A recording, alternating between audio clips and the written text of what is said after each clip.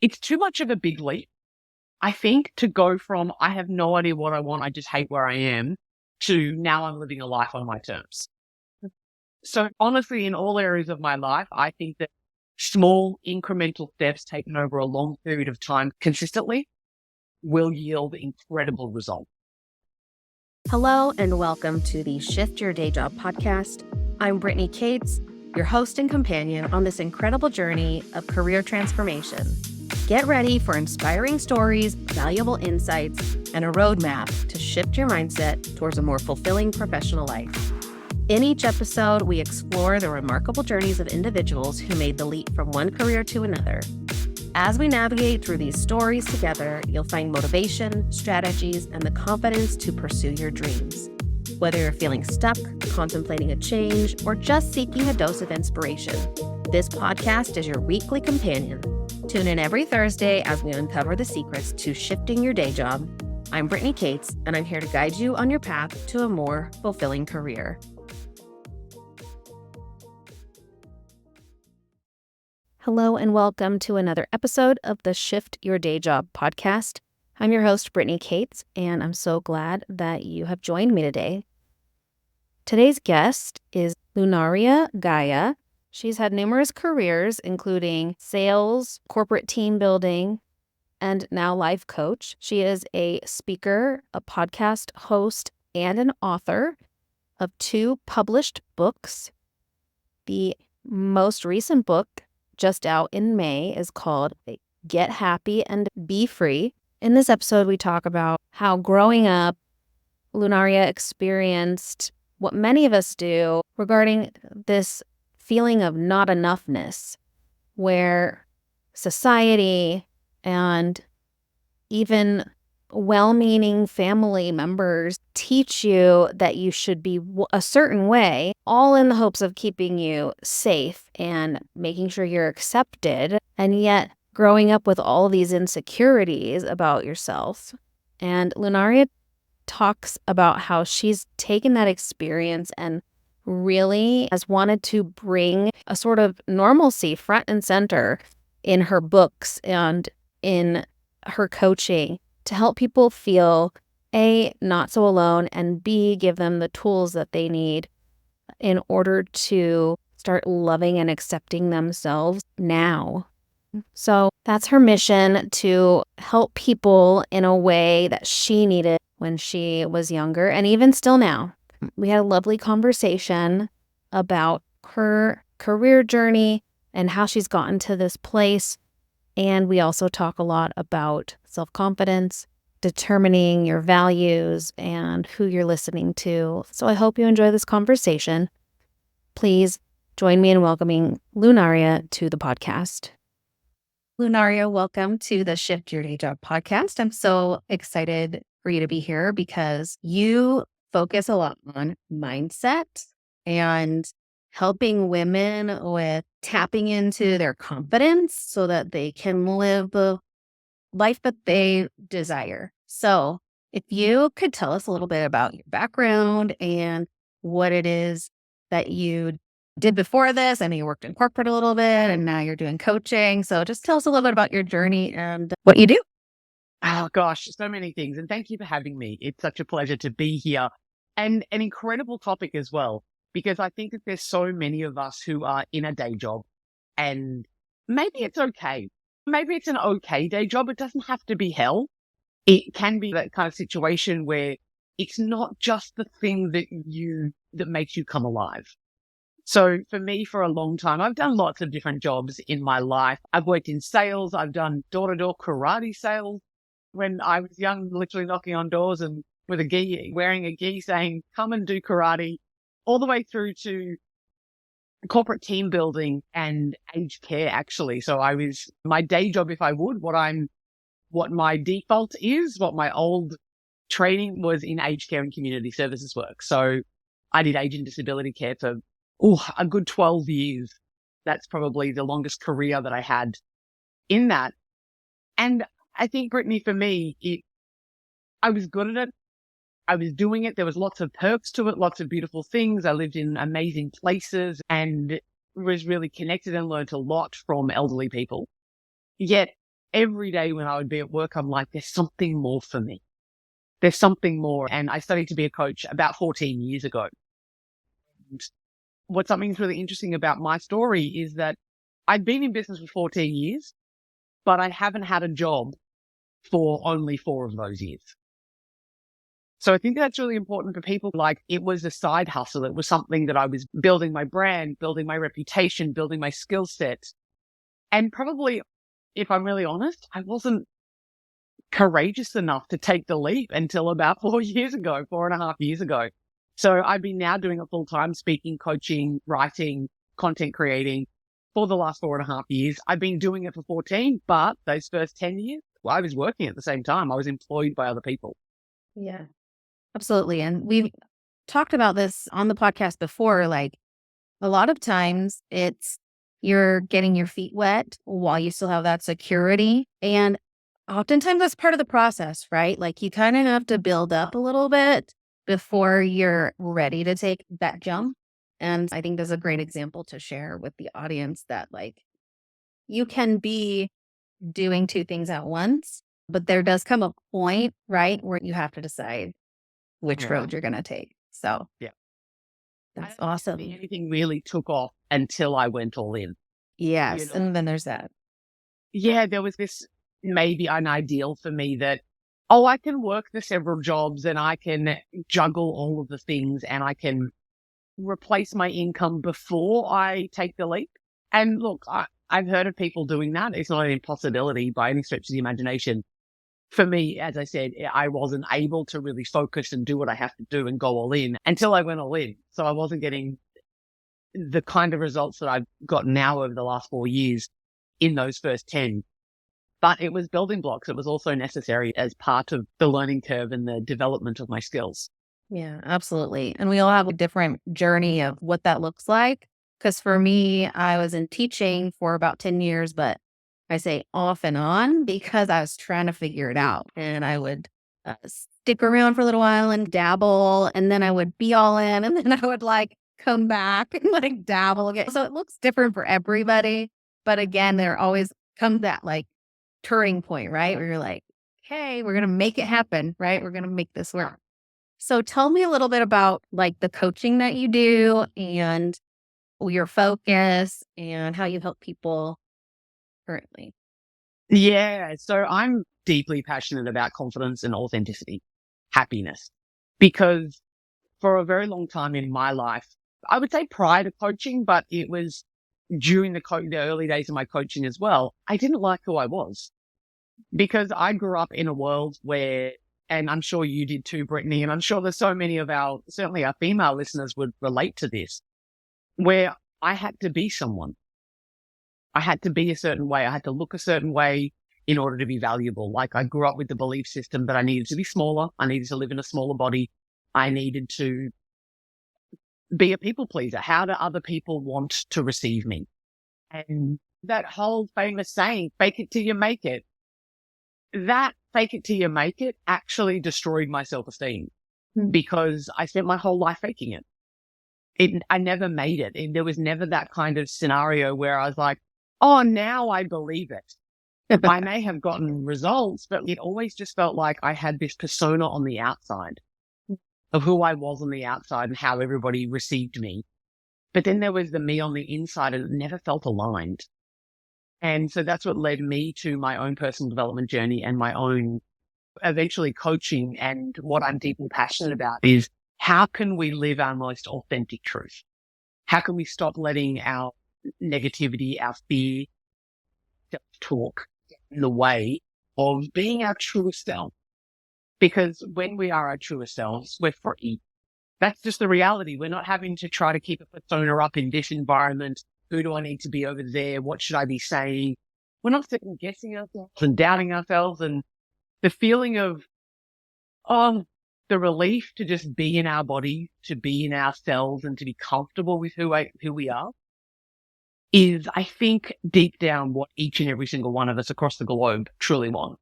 We just want to be able to be at ease with who we are, bodies.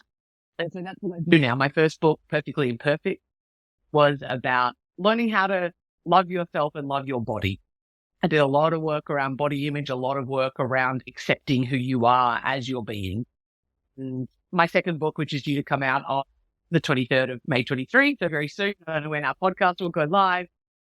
But the second book is about getting, it's about how we are controlled by our mind, whose job is to keep us safe, not to make us happy.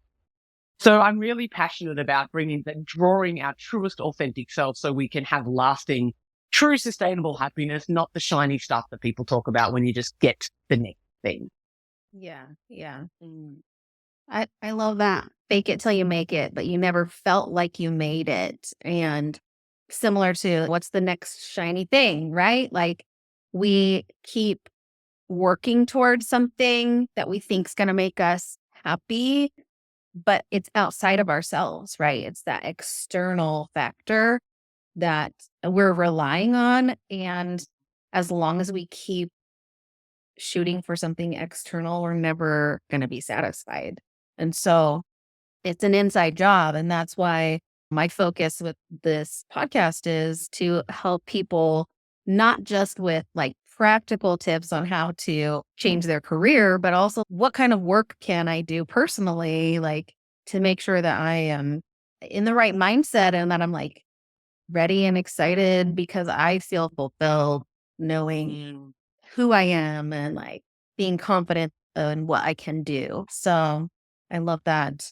Can you, so I also love that it's like this personal journey that you went on that then led you to say, oh, I want to help other people, right? I want to help other people with this. Can you talk a little bit about, you've written 2 books already. Tell us a little bit about how that came about for you.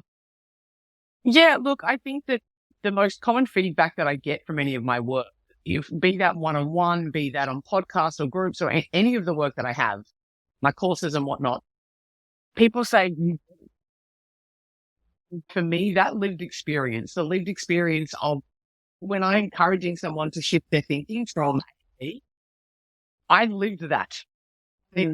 It's not even though it might be something that I've read in a textbook, it might be something that I have gathered information from many different sources.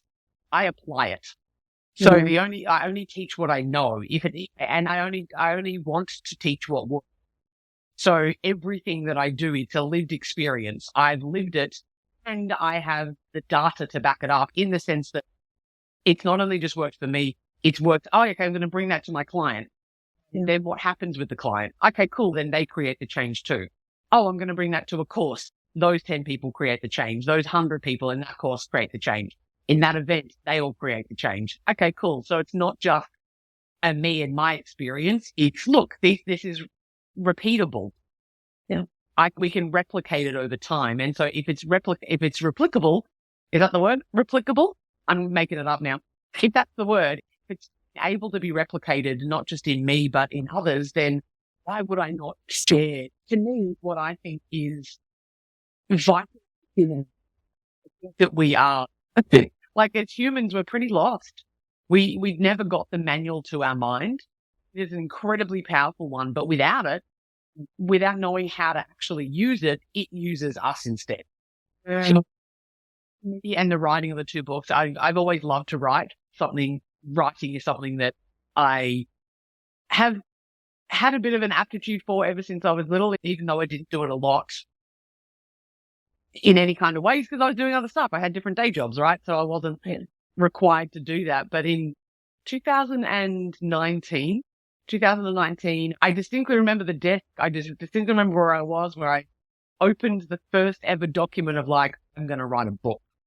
And I was going through a separation with a long-term partner, 10 years, divorcey kind of style. And the thing that was written on the top of the Google document was, remember, Luna, write the book that you need to read. So it was the writing of the book that I needed to read that I wish that I had when I was in my early 20s, my late teens, and actually even beyond, because I think that there's this, I don't know about you, Brittany, but there's a myth that sort of says, oh, teenage girls don't like their bodies and in your 20s you're insecure, but later on in your life, you just grow out of it. I haven't found that to be true. I think that unless you're doing the work. The only reason why people feel less self-conscious as time goes on is because they've matured and they've made different decisions. It's not automatic. So it's the book, Perfectly Imperfect. I wanted a complete guide to loving myself and loving my body. I wish that information was there for me. How do I do this? Because the whole world told me to hate myself. Like media and social media and the world at large was like, your body is wrong. And I didn't grow up, and I'm thinking your age-ish as well, you wouldn't have grown up with the body positivity movement. That wasn't a thing at all. Because I gotten to a point in my life that I came to love myself and learned how to love my body, I thought that a mountain that I've just climbed and I know how to climb it. Yeah. So as soon as I know how to climb the mountain, write a book about it. Yeah. That's what I think. And that's the genesis of book number 1, Perfectly Imperfect. Awesome.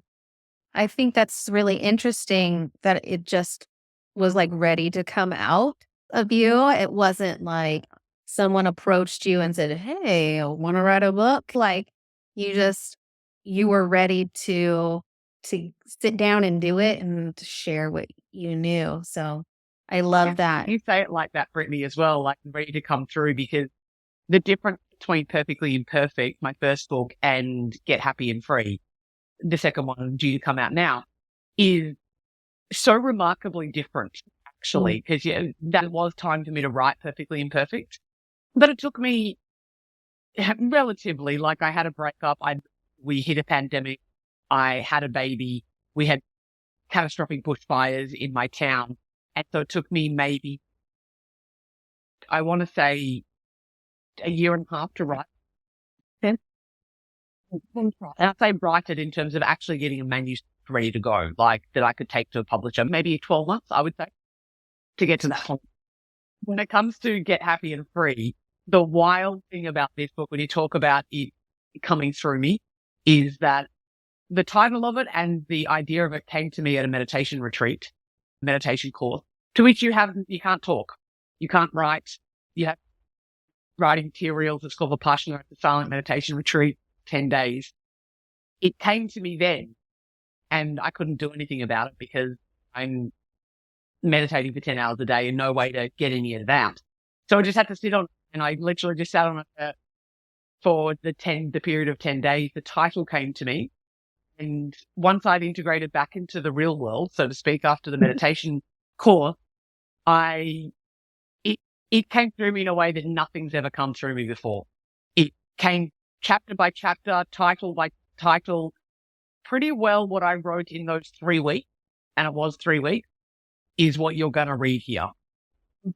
I barely edited it, not because the first draft didn't need editing or just because you're getting a crappy version. It was just ready. Yeah. Pretty well it came through. It was so ready to be here. And I concentrated, I focused in, and 3 weeks later I had a ready to go manuscript for my publisher. So that was November, and now it's May. And so we're being a little bit slow on the uptake of actually getting it to print. 6 whole months between writing and delivery. But that's how Get Happy and Free came through me. It just, the meditation course that I went on, clearly I was very open and I was just a conduit, and I sat down and wrote the 60,000 odd words to make it happen. It was wild. That's amazing. Yeah. And I think there are a couple of things that that story makes me think about. The first is a lot of times your first try at something is not going to look the way that you might think it looks, right? Like it took you a lot longer, right, to do it the first time. And yet you created this book that was amazing and has really been impactful. And then the second time you were better at it. And I think part of that too is because of internal growth, right? Like your ability to use meditation as a tool. You've probably practiced it before you even went to that retreat. So you were familiar with how to tap in. And then that retreat just intensified what you already knew to help you maximize your capacity to bring about another book. And yeah, I think that those are some interesting lessons that I take away from the story. Yeah, and if I would even speaking to that, and thank you for highlighting it, because I just said to you about Perfect and Imperfect, the first book. I've always been a good writer, but I hadn't ever written before. Really? Bits and pieces, some social media posts, but I wasn't consistent because I was in my business full time at that point in time. And I started writing Perfectly Imperfect. Yeah. If I look at the difference between how much writing experience I had from the first one into the second one, it's not like it was one book, didn't write for 3 years and then wrote the second one. I've been, if you follow me on socials, you will see that daily for 4 years, there's posts and I write every day. So I think that if we look at that skill set, now that I think about it, I was very confident that I can write 2,000 words an hour. I know that I can do that. And I know that I can channel in, because when I generally plan my social media posts, maybe I'm 30 days in advance. And so I'll sit down and write for 4 hours over the last 4 years. So the skill's being cultivated in between book 1 and 2, just like you said. There's lots of inner growth, and also the practice of doing it a lot meant by the time the second book came around, I was much more skilled and I'm much more experienced. Mm-hmm. Yeah, that's a great point as well. Practice makes progress. Yes. Not perfect. Exactly. And that's what it's all about, is progressing and utilizing the thing, like the skills that you innately have that bring you joy, right? That make you feel good or excited. Like the fact that you could sit down for 4 hours and write. Like not everybody can say that's something that they would look forward to or really enjoy, right? And tapping into your skill set and the joy that you get from using it, I think is great advice as well.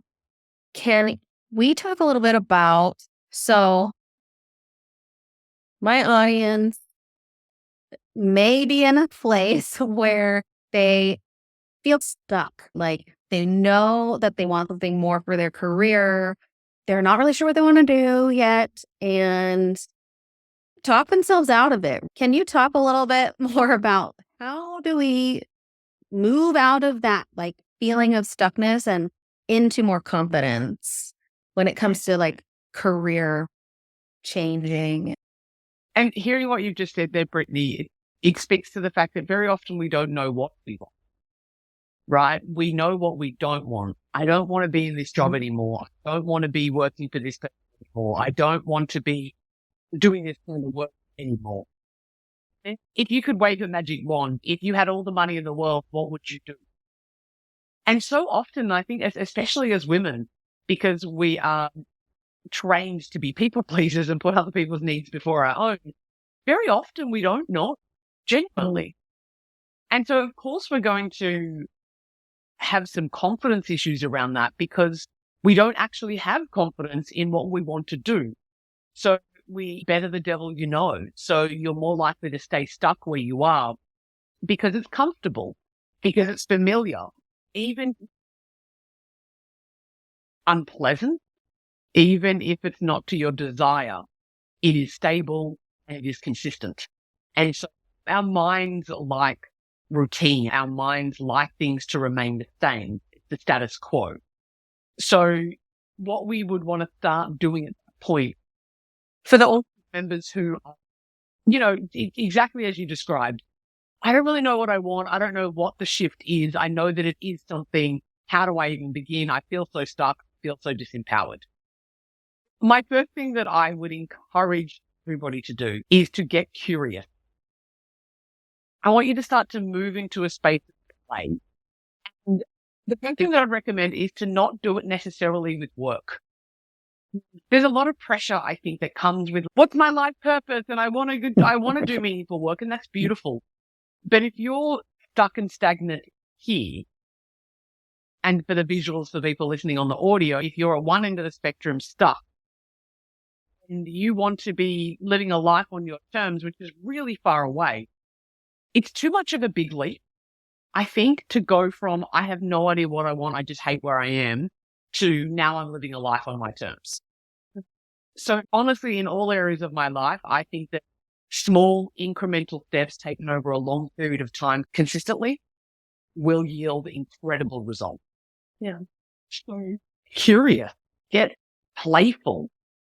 Now, when you take a tap dancing class, you start to experiment on the weekend, or that one evening, can you take an art class? Well, I've always been really interested in photography. Imagine if I was a photographer, rather than quitting your job and becoming a photographer when you haven't even really ever done a course around it. Yeah. Join a photography group and start to learn about it for the pure joy of it, for the fun of it, for the curiosity of it, to expand your comfort zone without going into the danger zone of your comfort, right? So we have our security, our safety, our comfort zone where we're really familiar. We have a stretch zone, and then we have a danger zone. We just want to gently stretch it out, gently join the photography class. Get curious. Well, what would happen if I just started doing puzzles of an evening, jigsaw puzzles of an evening, instead of watching Netflix? Because interestingly enough, I think that creativity is what lends us, imagination is what lends us to be able to create a life of our dream. Yep. But we are very stilted in our creativity because we are constantly entertained. Mm-hmm. So allow yourself to be bored. Yeah. The boredom is the precursor to creativity. Like, if I don't know what to do, I have to make something up. If you don't have any space because you're constantly filled with Netflix or scrolling, and I do this as well, I'm human. If we're constantly engaged in activities that are just the life stuff, we have no space for the ideas to bubble up inside of us, for the wisdom to come through. If I would with Get Happy and Free, I spent 10 days, and I don't recommend that to everybody. I spent 10 days in silence and without anything. Your phone's locked in a box, no reading material, no eye contact, all that stuff for 10 days. That opens up some channels for creativity, for ideas to come through. Yeah. So get curious and make some space first and foremost, because I think that we're so busy and everything's so jam-packed in that any whispers of wisdom from our higher self can't get through. Yeah. So let's start to get playful and curious. And I think that rather than trying to get the leap to figure out what I want to do with my life, get free, go take a walk in nature without your phone, safety, get off that device just for a little while and connect in with the world. And you will be surprised how much it offers you when you're listening. Yeah. I love that. This idea of being playful and not focusing it around job, right? Like, just what interests me, or what have I always wanted to try? I've just never taken the time, right? And every little bit counts, right? So even if it starts with a few minutes of walking outside without your phone every day, and then that might trigger another idea of, oh, maybe I want to take a class or whatnot. Another thought that came to mind was when I started learning so I went from teaching to becoming a UX designer. UX stands for user experience. And I took an online course and had a coach. And one of the things that she said was this is about exploring and figuring out if this is for you or not. And if it's not, that's okay too. You try it, and the more action that you take, the more clarity that will come in the process. And if you need to veer left or veer right, do it. I'm not here to tell you, oh, you took this course, you have to finish it, you have to do it exactly this way. And if we could just give ourselves more permission to be curious, to be playful, to just open up the door and see what happens and where it leads you. Without the pressure, Brittany, without that pressure. I love Gary Vaynerchuk's take on this. Beautiful business entrepreneur guy. Love him to pieces. He sits and goes, do you love to bake cake? Like, how good are you at baking cakes? You put a post on Facebook today saying, I'm making my world famous pie. Come and buy my pie. And most people think that they need to be earning $100,000 a year, millions of bucks, all that kind of stuff. the reality is, imagine if you could be happy as Larry, paying $46,000 a year, right? All of you have an extravagant lifestyle, but you also don't have to chase the next big thing because you just get to stay at home making pies, which is the thing that you love to do. So I think that sometimes as well, shifting the perspective as well as our day job of going, how much do I really need? Well, Brittany, you probably get this as a coach. I find this all the time. There's so much narrative around, are you making hundreds of thousands of dollars every year? And although that for a lot of people, that's wonderful, and I'm not poo-pooing on anybody's ambition, hang on a second. On my day-to-day life, I'm going to exercise for an hour to 2 hours every day. I enjoy doing that. It's part of my well-being. It's been that stretching or walking or going to the gym. I play piano and Spanish every day. That takes another hour if I'm lucky, right?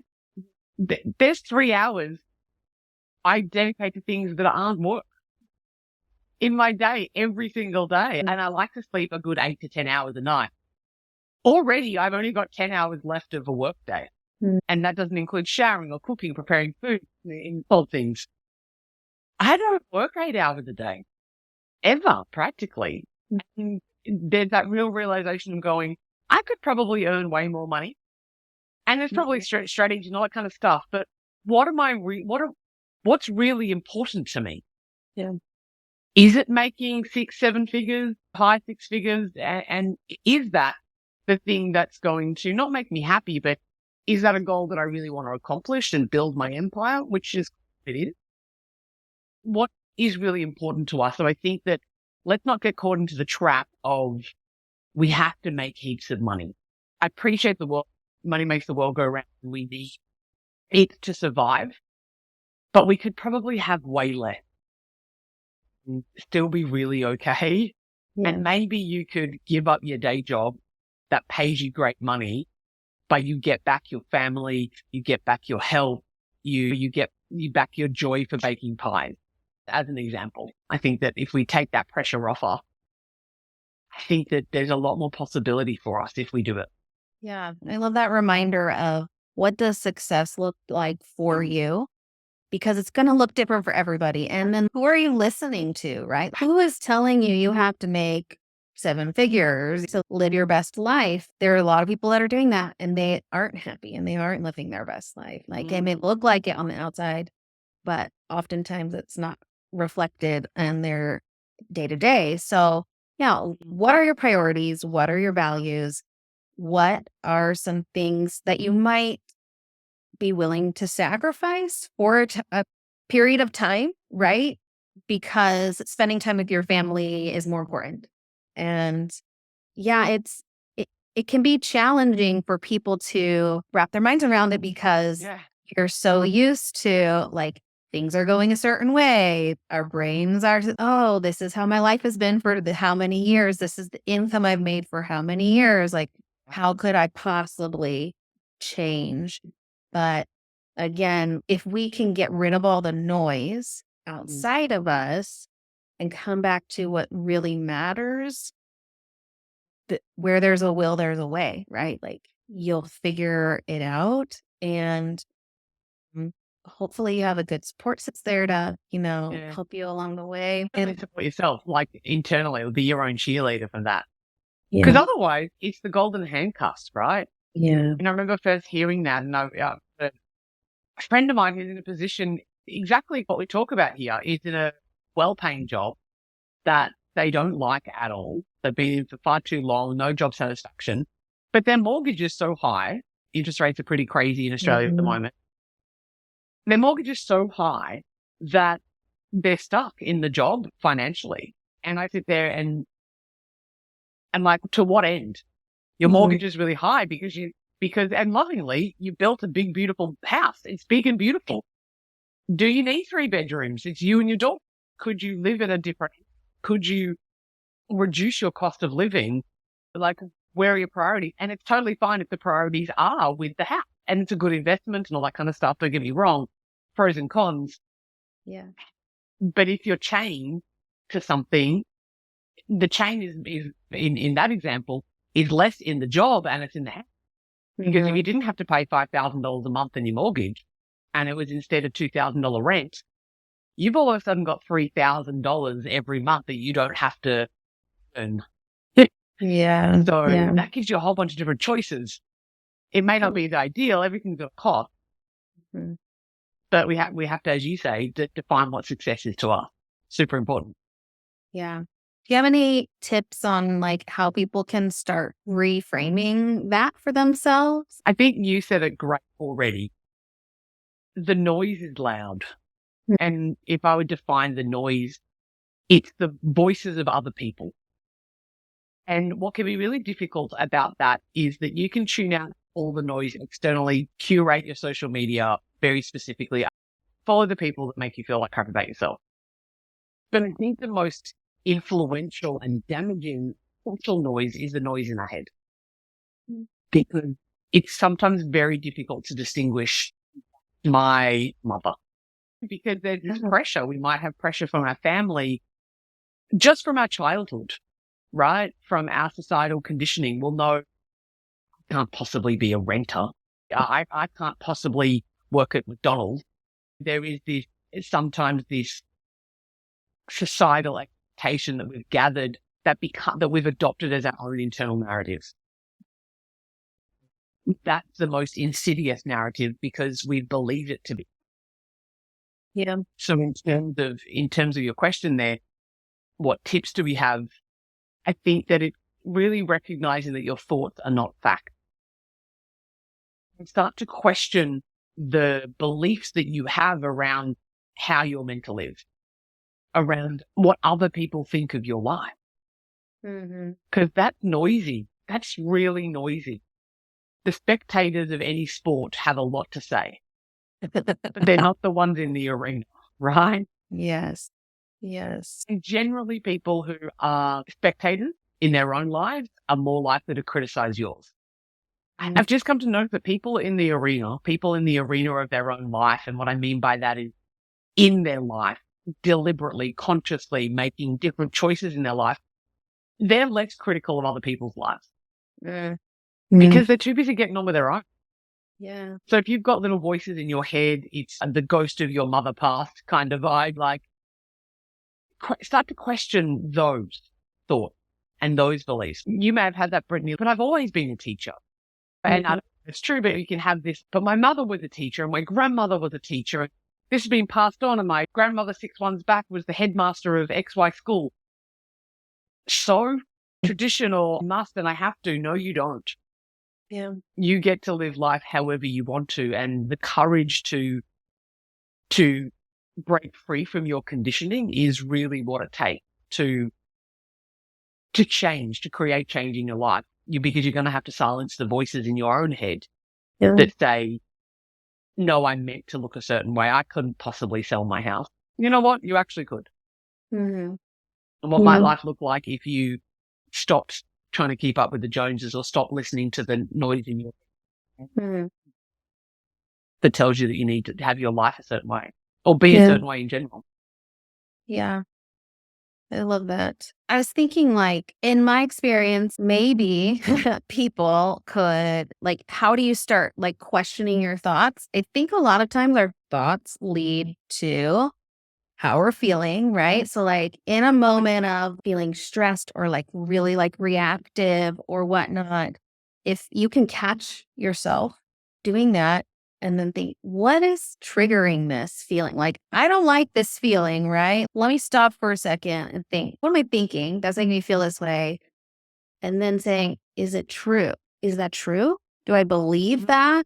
I think that maybe is one strategy to try and catch what's going on in the moment and then start recognizing, oh, I'm feeling this way every day. What am I thinking? Like every day, and writing it down and journaling about it. Journaling has helped me a ton. But getting it out somehow and expressing it in some way, I think is maybe a good strategy people could use to start. Yeah, and certainly working with a coach, someone who can help you to unpack that is really helpful for sure. And I think that It's being able to start to get observational. If we go back to the curiosity point, if we can start to observe, because you're exactly right. Our emotions are the byproduct of our thoughts. You hear a song on the radio, then you have thoughts around it. You are filing it. Cool. This is the song that I remember. It's got the same kind of beat from 1984, et cetera, et cetera. We're categorizing in that second step there. The third thing that then is happening is that we're placing meaning on the categorization that we've just had. And then that results in a feeling. And then we decide whether or not we like the feeling. We then get attached to the feeling. If we like it, we feel we want more of it, or we have an aversion, say we want it to go away. Yeah. So that process is something that we can interrupt. Yeah. And I think that sometimes the hardest time to do it, Brittany, if I would, although the most beneficial, is in those moments when you are really heightened. Yeah. It can be hard to navigate through the forest of our thoughts in those moments. So if you can, rock on, do it, practice at those points for sure. I would also just encourage the listeners to just start to observe your thoughts on a daily basis as it is. And I don't mean sitting down and meditating. Literally, when you're in the car, again, just turn the radio off for a second and just have a listen. See what's playing in your head. What are you thinking about? Where's your focus? Start to notice what is going on unconsciously, because those unconscious thoughts, the things that you're not conscious and deliberately thinking about, is dictating all of your choices. And without that level of awareness, you will be on autopilot. And I talk about this heavily in Get Happy and Free. The autopilot mind, the ego is what I call it, is designed to keep you safe, not to make you happy. And so it's looking for problems. It's looking for what could go wrong. And it wants to keep the status quo because that is the most safest environment it could possibly be in. So it's very fearful, this part of us. And so that fear leads to doubt. It leads to anxiety. It leads to stress. It leads to all sorts of different kind of emotional states to which aren't particularly helpful when it comes to shifting our life and shifting our day jobs. So what's really important is that we start to create some awareness of what is happening.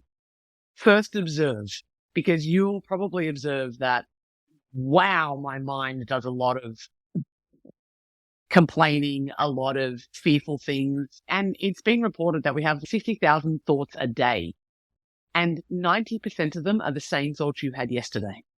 Wow. Yeah. Now that's staggering, but when you go back, if they're most of the thoughts are the ones you had yesterday, that's true throughout the whole of your life. So the thoughts that you started to create when you were 3, 5, 7 about the world and the meaning that you placed, you are still having those thoughts. However many hundreds of millions of thoughts later, now that you're in your 40s or whatever. So if we are not catching and consciously recognizing what the thoughts are, then we are literally being ruled by thoughts that were created by a 3-year-old. Right. Fearful, doubtful, mummy doesn't like me, I'm not good enough, why aren't my parents giving me attention? That's still happening. Yeah. And that's not going to lead us to a result where we feel empowered, strong, authentic, confident, and happy. But if we do start paying attention, we can start intervening in those thoughts, changing the focus of those thoughts, and then therefore getting different results. More happiness, more confidence, more authenticity. Yeah. Yeah. Focus on what you want rather than what you don't. And I listened to the book 10% Happier recently, and that's what it makes me think of. Even just a small percentage of a change is going to have a huge impact on how you live your life and help you to focus on the positive more often than you used to. And like you mentioned earlier, like it's those step-by-step changes create massive change. And so it's the same concept. So I know we want changes. Yeah, we want it to all happen right away, but it's just not how it works. And every little bit counts, right? Like we need to give ourselves more credit and like acknowledgement of, look what I did. Oh, I caught that thought. Or, oh, I am actually focusing on something that makes me happy today or whatnot. So celebrating more. Definitely. Definitely. Before we wrap up, is there anything else you wanted to talk about? If people want to follow me, I have courses and trainings and one-on-one and all sorts of stuff. And of course, my book, Get Happy and Free, is coming out May 23. So depending on when this is aired, you may be able to get it right away. If you're around on May 23, both in the States, North America, and in Australia, you'll be able to get the book, the digital book, for 99 cents. So it is a hell of a deal that you'll be able to go and check it out. I'm also narrating it for Audible, so that will come out soon enough. And Perfectly Imperfect is already available on those platforms. So Audible and all the bits and pieces, you'll be able to go get it now. So get amongst it. Awesome. Great.